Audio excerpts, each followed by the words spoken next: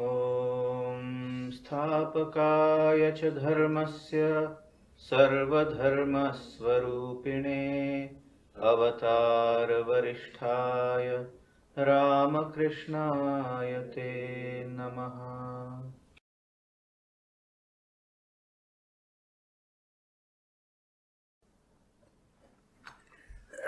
Dear friends, I'm sorry for the break for the last 2 Sundays, but I wish you a belated Dasera greetings. May the Divine Mother of the Universe protect us and shower on us her compassionate, benign blessings forever. May her compassion guide us and protect us is my unending prayer for all of us. Thank you. Let us now get back to the study. For the last 2 discourses before the break, I have tried to explain to you how the idea is slowly developing, whereby we find a very commonsensical, normal and natural question that arises in Arjuna's mind. In the Sankhya Yoga, the 2nd chapter, Sri Krishna talks about Jnana Yoga, the ultimate goal of a spiritual aspirant to be one with reality. Ekakara bhavati. He becomes one with the concept of Brahman, going through the process of Ayam Atma Brahma, Aham Brahmasmi. That is the last experience, to be one with the divine. In the 2nd, 3rd chapter, Sri Krishna explains the concept of Karma Yoga. In the 4th chapter, he explains the concept of karma sannyasa. Now, the word sannyasa means total rejection. Total rejection of karma is karma sannyasa, and karma yoga is performing the duties of life, whatever it may be. There's no high and low about it. Duties are duties. Performing those duties of life perfectly, correctly, thoroughly, excellently, and offering it to the divine, whereby you are not a victim of any expectation from the world as such. That has been explained.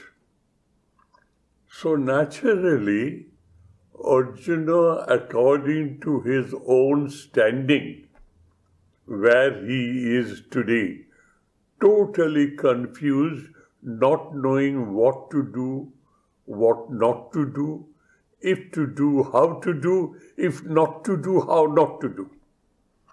He is totally confused because his emotional attachment to this world and his near and dear ones, he is unable to solve his problem. He knows to gain the throne of India, he has to destroy his very affectionate, revered, respected grandfather. So with all these put into place, Arjuna is totally confused and he wants to come out of it. And he knows Sri Krishna, who has now exposed himself to him, how, though he is his cousin brother, but he is the incarnation of the divine. He has started the 4th chapter on that. So Arjuna knows there's no better person to help him out in this matter. So the 5th chapter, which we are to study now, starts with a wonderful commonsensical question. Let us read it. Panchama Adhyaya, the 5th chapter, Arjuna Uvacha. Arjuna says, he asks, what does he ask? Sannyasam karmanam Krishna, first half of the first line of the shloka. Punarjogam cha samsasi, the second half of the first line of the shloka. Jat shreya etayor ekam, as the 3rd quarter. Tanme bruhi shunishchitam is the 4th quarter.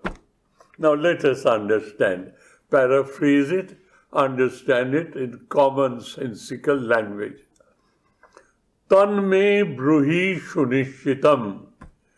Please kindly tell me without any ambiguity, with total clarity, with a rock-solid, determined conviction, which is the better of the two.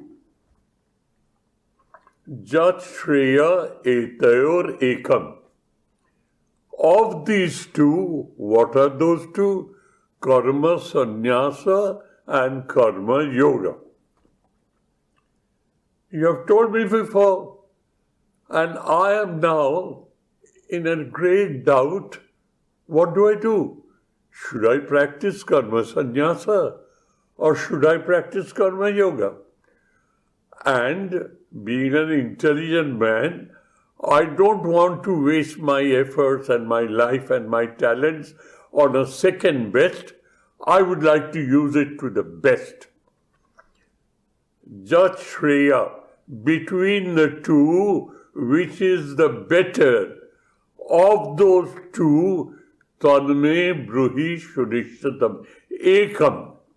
One of those two, which is absolutely the better for me, easy to follow and to perform, you please speak to me with a rock-solid, unshakable conviction so that there is no ambiguity, no duality, no hesitancy.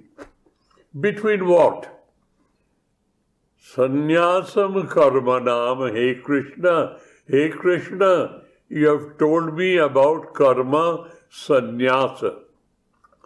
And punarajogam cha samsasi, you have also advised me about karma yoga. To sum it all, to paraphrase it, Arjuna's question is simple. You have spoken about karma sannyasa. Now for Arjuna, sannyasa means total rejection, total refusal. So if that is the meaning, then karma sannyasa means total rejection of all activity, non-performance of your duties. This is how he understands.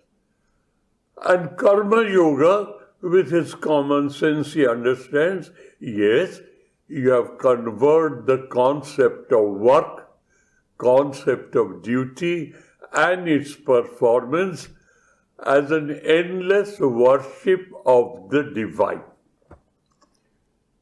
Divinize your life.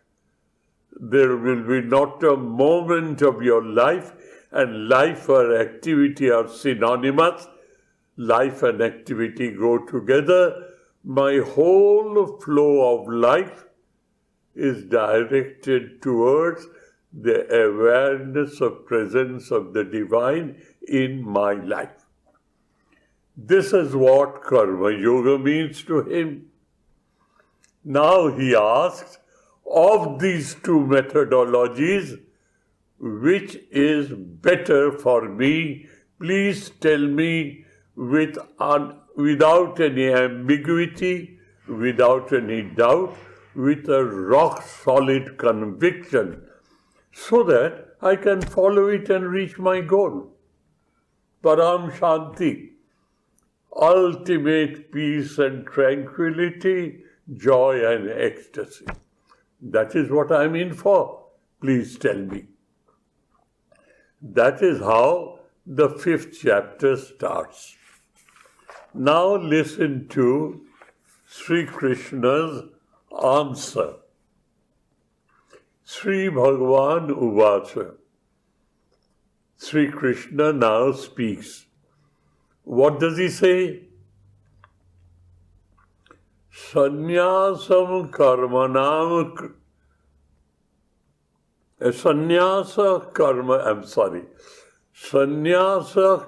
yogascha. Sannyasa and karma yoga, both in its own right. Nisraya shakara ubho. Ubho means both of them. Nisraya shakara. Nisraya is moksha mukti, the ultimate goal, to lose your separate egoistic identity with the divine. That is the ultimate goal, Nisrayasha. There's nothing beyond it. What is that state? Your ego, your sense of separateness with God, I'm sorry, your ego or our sense of separateness with God and between ourselves. That sense of separateness totally disappears. And when that separateness totally disappears, I am one with my God. I am that. Tattvamasi Setuketu. The teacher says, hey Setuketu, thou art that. And as because he was prepared and ready, and he immediately experienced, I am Atma Brahma, Aham Brahmasmi. My true original nature is the soul, and the soul is one, the Brahman, the essence of the cosmos. That is Nisrayasha Pada. That is the stage known as Nisrayasha. So now listen. Sri Krishna says, Sannyasa karma yogascha. This and that, ubho, both of them lead to the same goal, Nisrayasha. Whereas Arjuna was thinking there are two different paths and he should tell me which is better for me. And Sri Krishna says, both of them lead to that same ultimate goal. There's no difference between the means to an end. Both of them reach the same goal. But, the second line of the shloka, but, tayostu, among the two paths now, karma sannyasat, karma yoga vishishyate. What does it mean? Of the two, karma sannyasa and karma yoga, of the two, if you want to hear from me, if you want to my undisputed, rock-solid conviction, without any ambiguity, sure, then karma yoga is vishishyate, is an edge better than karma sannyasa. This is how he replies. What does he say? Karma sannyasa needs to nisreyasha, realization. Karma yoga leads to realization. Of the two, for you, Arjuna, for all of us who are not totally prepared and educated, for all of us, karma yoga is an edge better than karma sannyasa, though both of them lead to the same goal. So don't you think, dears, that we should now try to understand intellectually and psychologically what is the distinction between karma yoga and karma sannyasa? If we do not understand the difference of the meaning between the two, then how would we know how are the two different paths lead to the same goal? We know there's one path to the goal. And that is why Swamiji in the present age, he clarifies it further.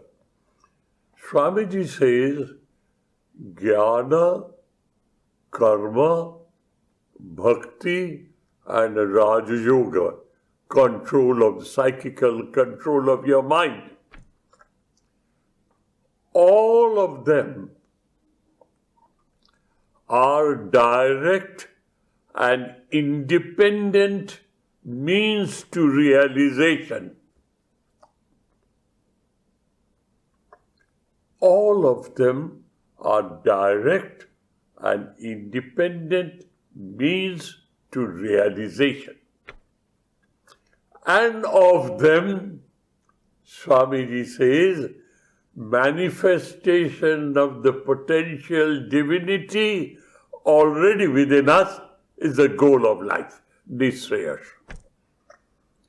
So what does it all mean? This is what the scriptures say. Let us for today decide and understand psychologically, intellectually, commonsensically what is karma sannyasa and what is karma yoga. If we can understand it between daylight and night, darkness and light, in such a contrasting manner, we will be able to put all our energy and attention to the path that Sri Krishna and Swamiji tells us to follow, the path of Karma Yoga. Why? Karma Yoga vishishyate. It is an edge better than the other. Why? So let us stop here. Let us now discuss what does it mean. Sannyasa means samyak nyasa sannyasa. Samyak means in totality. Nyasa means rejection. Sannyasa means total rejection. Of what? Good enough, total rejection. But of what? We in a hurried manner, we think to run away from my duties of life is sannyasa. But your life remains. Life and activity are synonymous. When there is no activity in your body, your brain, your heart, and your important organs are not functioning, then only you are proclaimed dead. Not before. So, activity has to be in my life. I will live. And when I say I am doing nothing,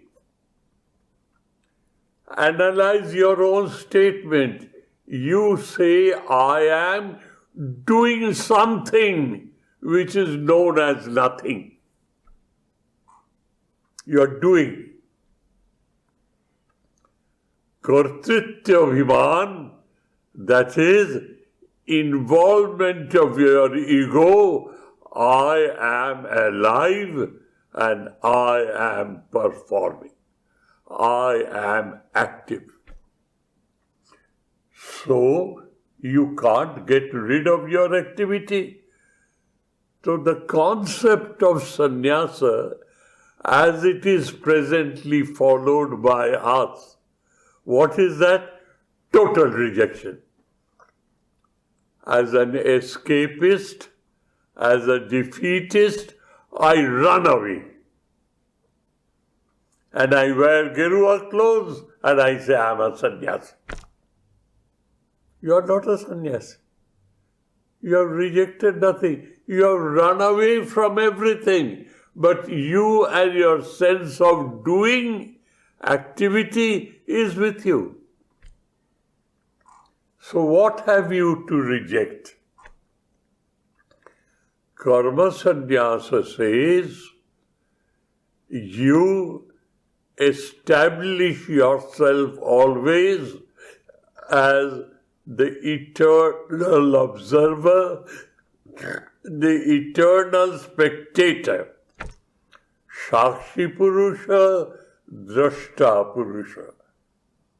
I am the eternal soul. I do nothing. Now, is it easy?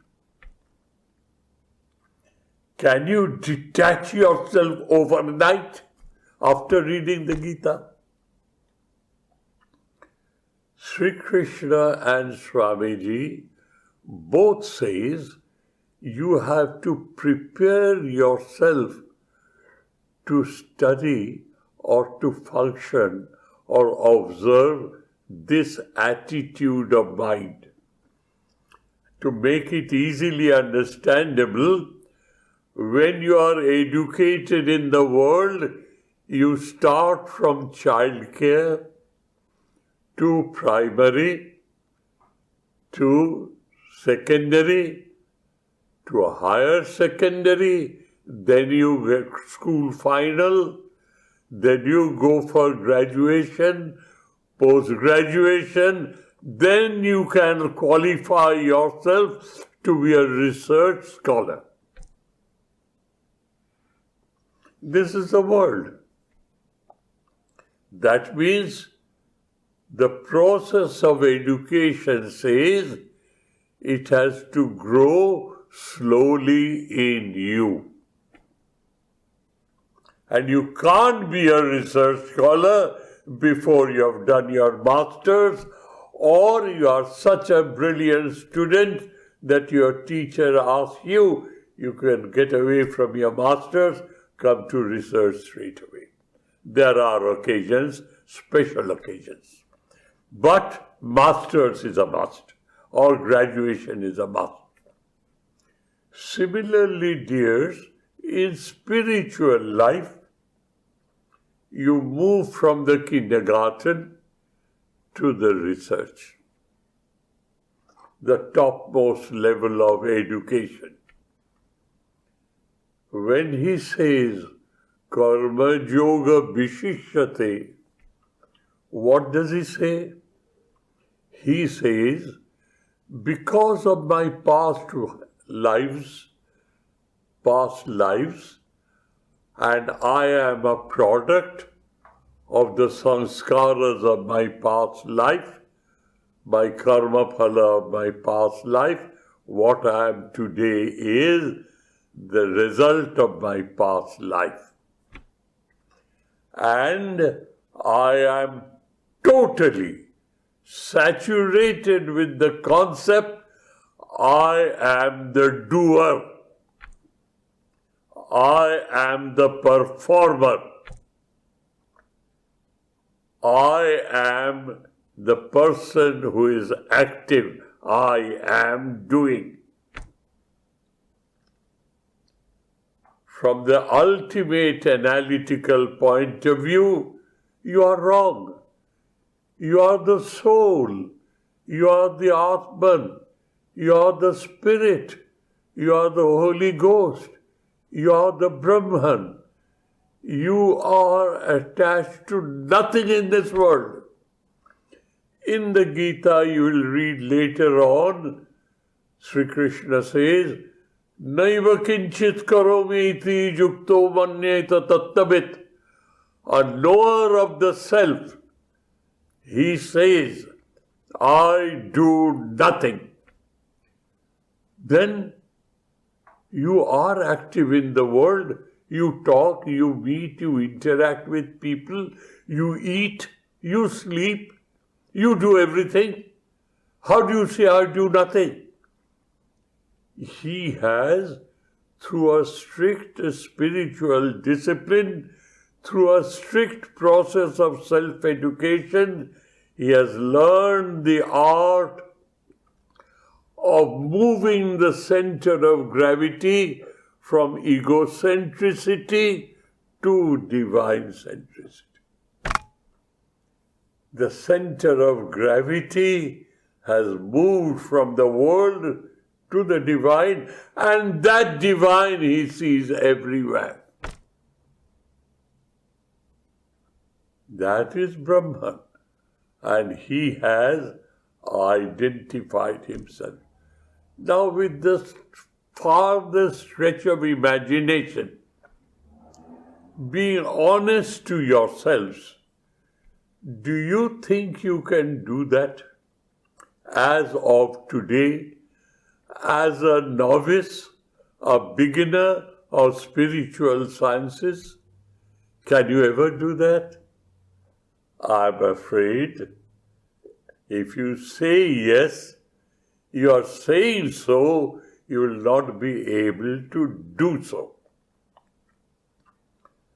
So what is the stepping stone? What is the previous education? The previous education is admit that yes, I am egocentric. Yes, I am the doer. Now, when I do things myself today, somehow or other, while performing, unknown to me, because of my past force of sanskaras or habit, within me, an expectation slowly and slowly grows in. And as of now, I make myself an example. I am pouring my heart out to you. I am trying to explain to you to the best of my ability. If I am not a karma yogi in practice, if I have not developed the idea, the attitude, the discipline of keeping a watch on my mind, what will happen is, unknown to me, an expectation will build up in me. What is that expectation? After the talk is over, you will come and say, "Oh, Swamiji, it was out of the world." Swamiji's expectation is fulfilled and he hits the ceiling. He's so happy. He's in ecstasy that I've been able to explain to you. And somebody else very honestly and sincerely comes and tells me, "Swamiji, you tried your very best, but it went above my head. I did not understand anything."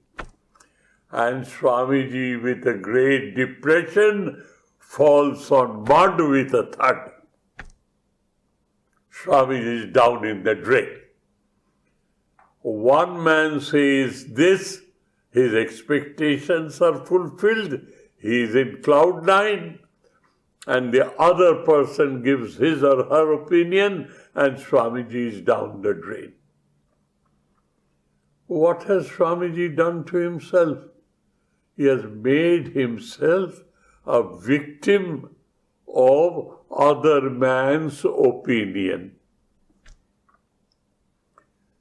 This is how all our life is flowing, based on expectation from this world, Vittaishana, Putraishana, Jasaishana. Cardinal expectations: wealth, power, pelf and fame, fame, recognition, admiration, adoration, and a creation of a progeny, so that I am remembered, I am not forgotten. So dears, this is where we are today. To reach that goal, I have to prepare myself to be a Mananashila Muni. Muni means Mananashila. In short English word, an introvert. I am always alert what game my mind is playing with me. And I do not allow that expectation to build up in me with all the sense of duty that makes me perform.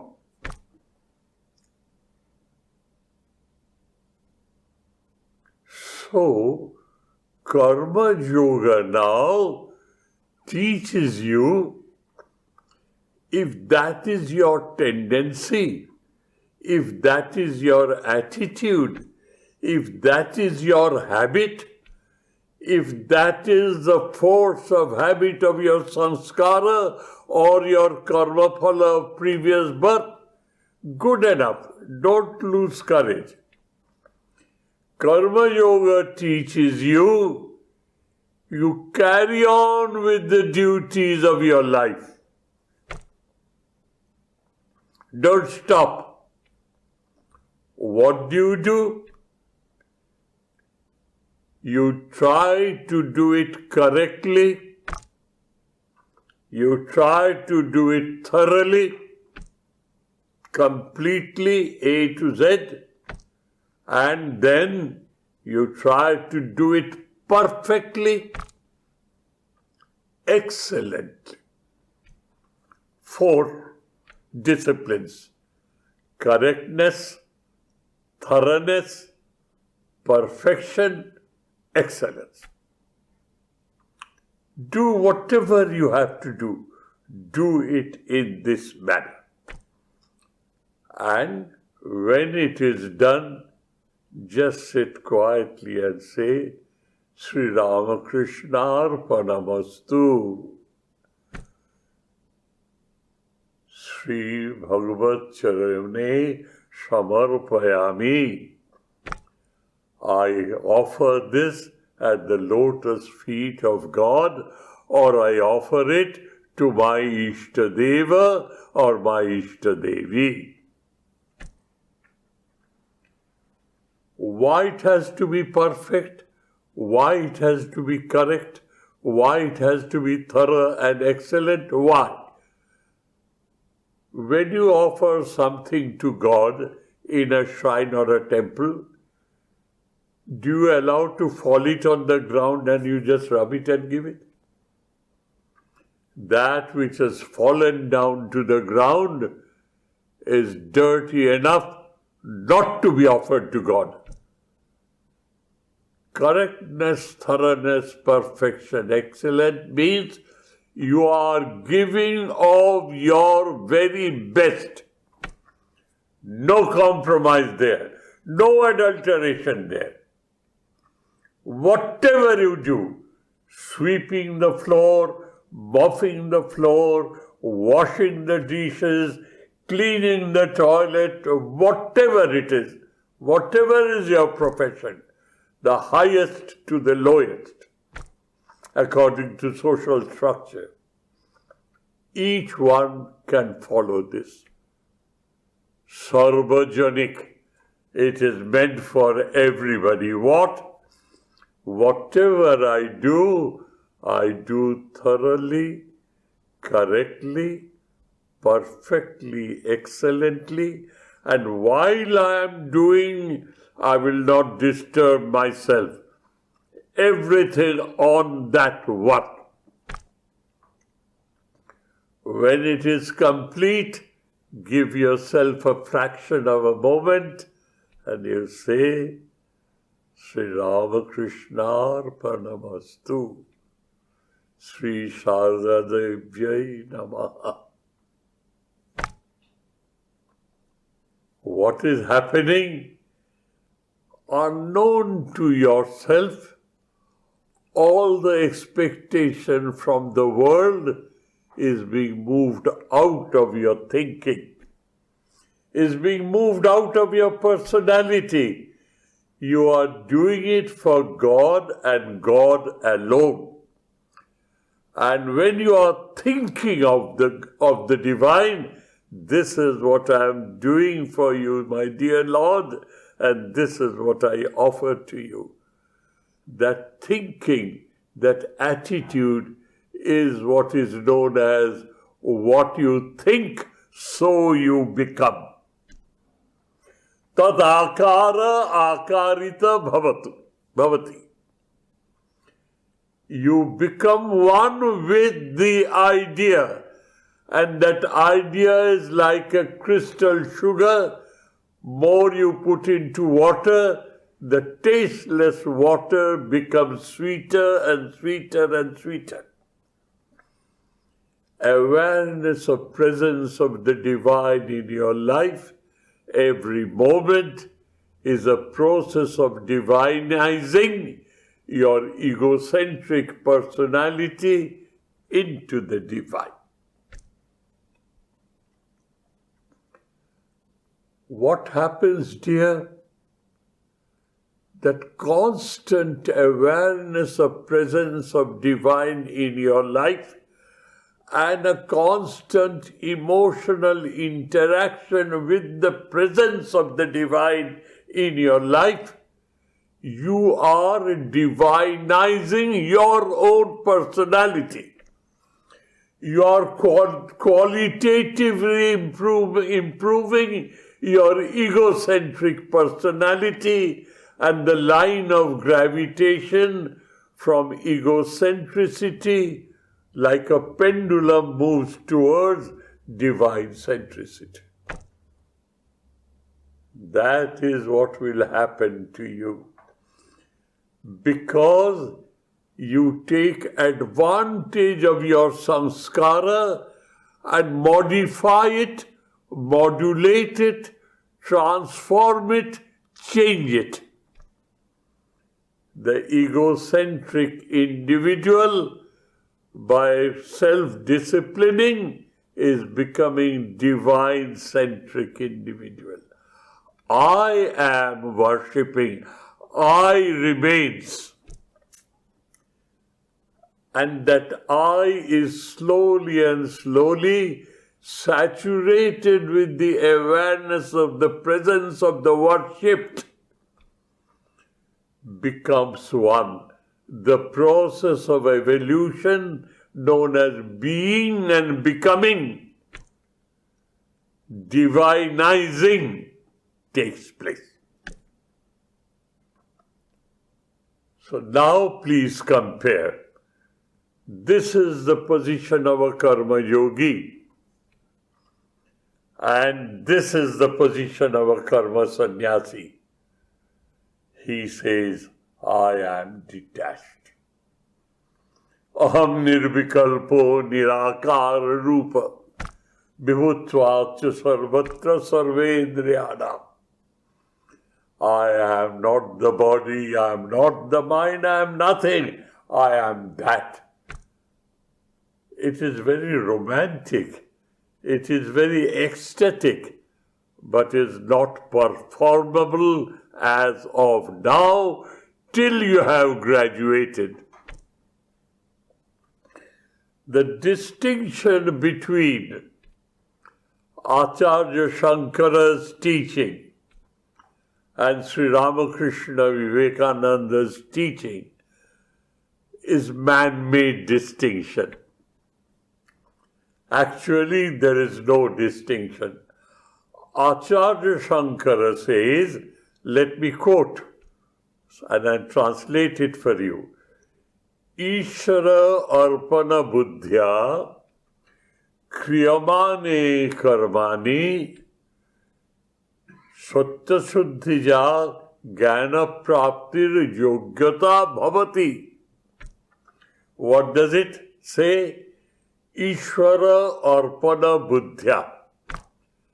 With this attitude, with this conviction that whatever I am doing for my beloved Lord, my Ishtadev or my Ishtadevi. Kriyamane karmani. You perform your flow of life. Whatever your sense of duty is, there's no distinction between Grihastha or Sannyasi now, a human being. Satta Suddhija Jnana Praptir Lakshana Bhavati, Yogyata Bhavati. What happens? Your personality qualitatively improves. As it is given in example, it is Swamiji's example, it was also indirectly found in the scriptures.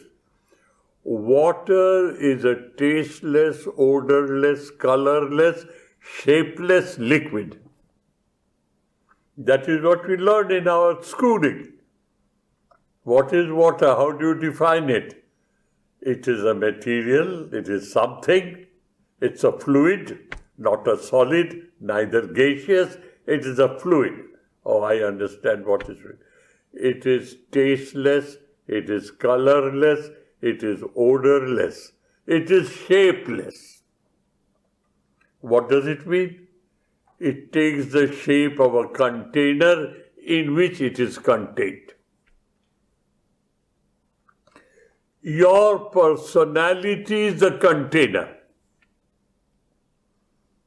Exampled and exemplified. Drishta Dashtantika. I have given an example. Sugar crystals makes a tasteless water sweet in taste. Why? It has absorbed the sugar crystal. Your chitta is the container, the fluid. And the vritti is the thought processes, modulations, the wave in water. You are cultivating a wave of what? Awareness of presence of the divine. Moment after moment after moment. Think of it momentarily. One moment I think of God, next moment I work perfectly. If that is disturbing, I pray to God to help me to be a karma yogi, and I start paying full attention to thoroughness, correctness, perfection, excellence. And then I again remember Rama Krishna. Ishara Arpana Buddhi. If you continue to do so, your chitta will slowly and slowly, because of thinking of the divine, is saturating itself with the awareness of presence of the divine. And you are sweetening the tasteless water, you are divinizing the egocentric personality. A time will come when the crystals don't melt anymore. You are worrying, how is it crystals are melting? You run to your teacher, he says, don't worry my child, this is known as saturated solution of sugar. The water is saturated with sugar.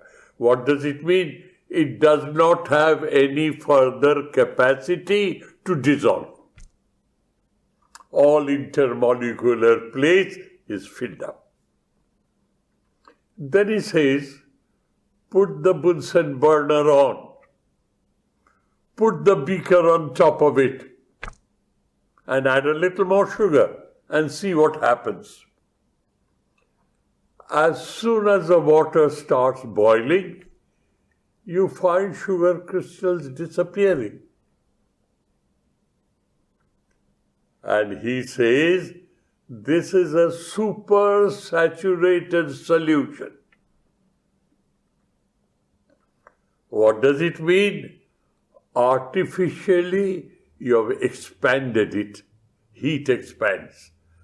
Space has expanded. Further sugar is absorbed. And then what does he say? Leave a sugar crystal behind and a piece of thread inside. Go and sleep well at home. Come and see what happens tomorrow in that beaker.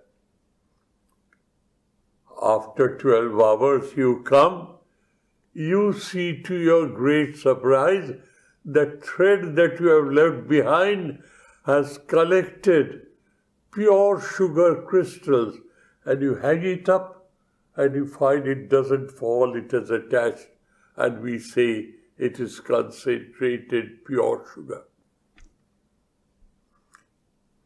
That is the result of a Vijnani who, after that experience of being one with God, with his open eyes, he sees the whole world. He sees the form, sees the shape, knows the name, knows the qualities, knows the utilitarian value, the basic factors of diversion, basic factor of diversity, but he sees the essence everywhere. He who is in me, who have I experienced, is everywhere. It has crystallized, never to be forgotten again. Now, what is the difference? Acharya Shankara explains that these are the stages for you to understand. But ultimately what happens, dear, when you are, by your own effort, back-breaking effort, guidance by your Guru, and ultimate compassion of the divine, you arrive at that stage. Once you arrive at that stage, everything is gone. Unity remains. The world disappears. Me and my God. And that me has merged into God. Tat akara akarita bhavati.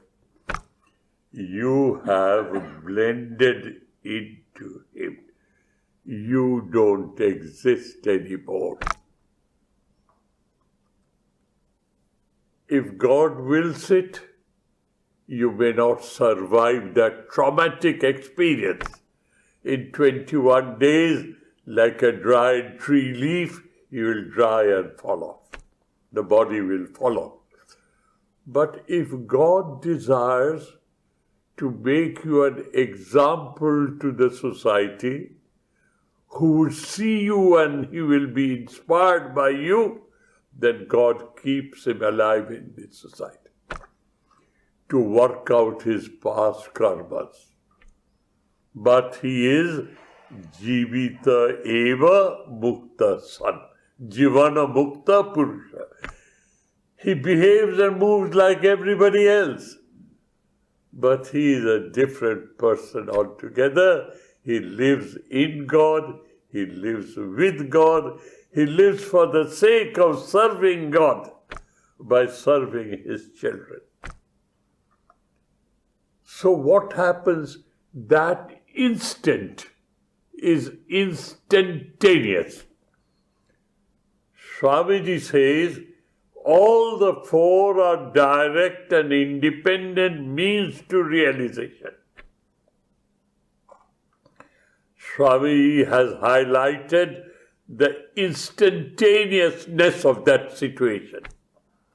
And for you and me to understand, Shankara says, this happens which results in this.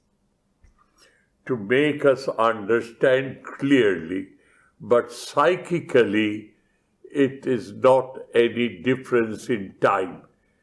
Instantaneously, this and this happens together. That is what Sri Krishna is saying here. Karma sannyasat, karma yoga vishishyate. There's another aspect. Allow me to take a few more minutes of yours. There's another beautiful aspect.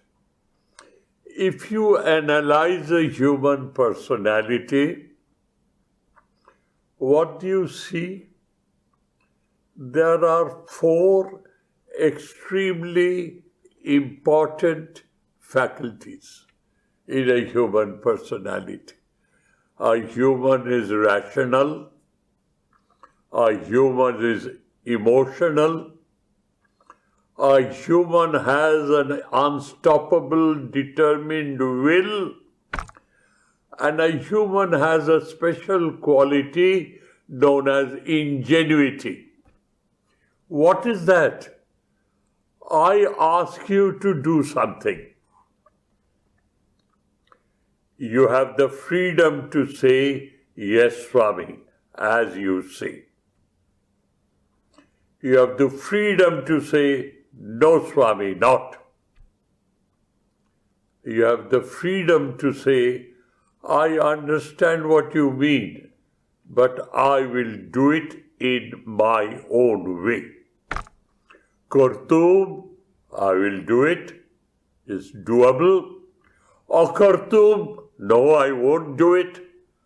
Annatha kartum ma shakyam. I'll do it in my own way. That is ingenuity in English. We have these four qualities. A karma yogi is integrating all the four qualities together. How? He is educating himself to see God everywhere, under every circumstances, in every moment of his life.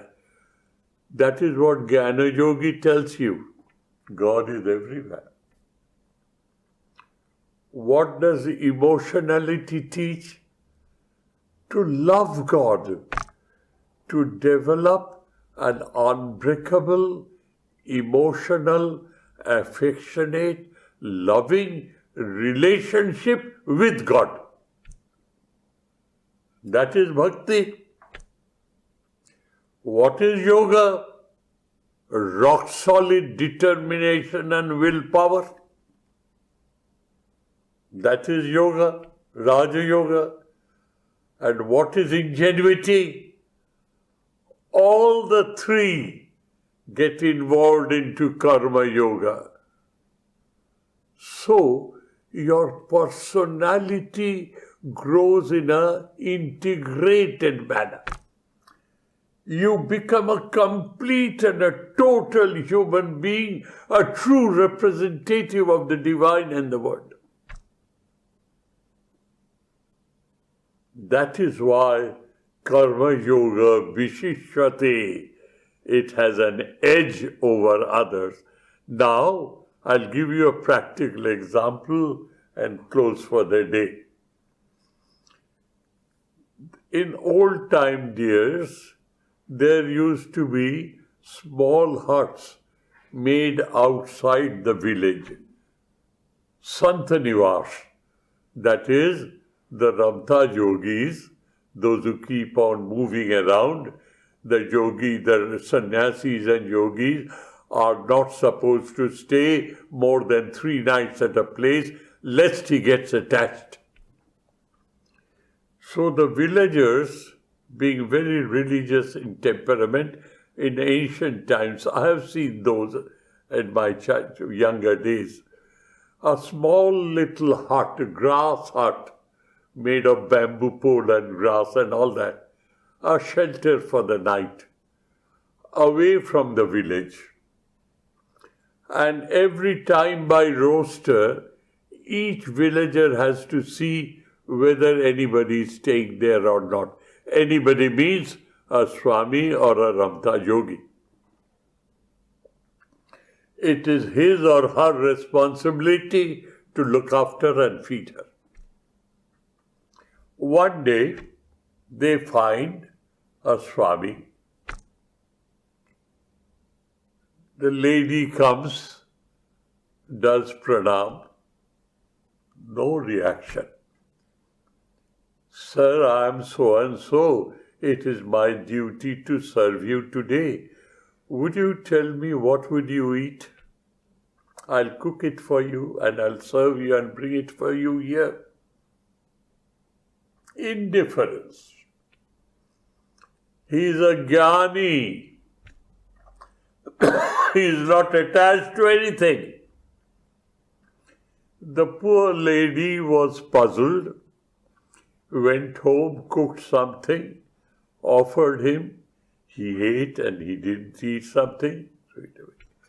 No word of thanks, nothing at all, absolutely mum. No reaction. He's a jnani. The lady collects everything, goes away. No interaction, no blessings, nothing at all.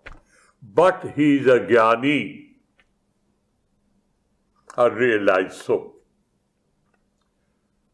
A few days later, another person comes. Another sannyasi, a jnani. As soon as somebody's duty came and asked him, "Oh, you are so and so. How are you? How is your family? How are your children? Are you all right?" "Sorry, Swami, what should I cook for you?" "Oh, whatever you please. Go ahead. I'll be happy to receive bhiksha from you." Interaction. Loving, affectionate, caring interaction. He serves his food, eats, admires and praises. "Oh, it is wonderful. I haven't had such a meal for quite some time. Thank God, God bless you." And when she was going, blesses her. be good on you, God bless you, may your family survive, etc. All the best wishes for the lady. Lady was full of joy. This is the second Jnani with a little emotion left in him. A third person comes in. He is very, very interactive, very human, very normal. How are you? How many children have you? This and this and this and this. What will you eat? Whatever you like to give me, I eat. That's perfectly all right. Full of blessing. And he was so pleased with this lady's behavior and seeing the whole atmosphere. He's supposed to stay 3 nights. Next day, he hears weeping and wailing from a nearby hut. All Parnakutis in those days. He comes out, listens to the weeping, wailing, goes there. A 12-year-old boy has been bitten by a snake and he's died.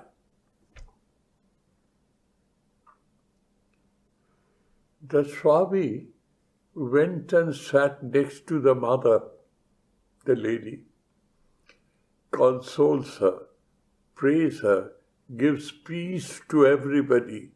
The boy passes away, helps them to cremation, when they're absolutely a normal human being, full of love, sympathy, and expression of that socially.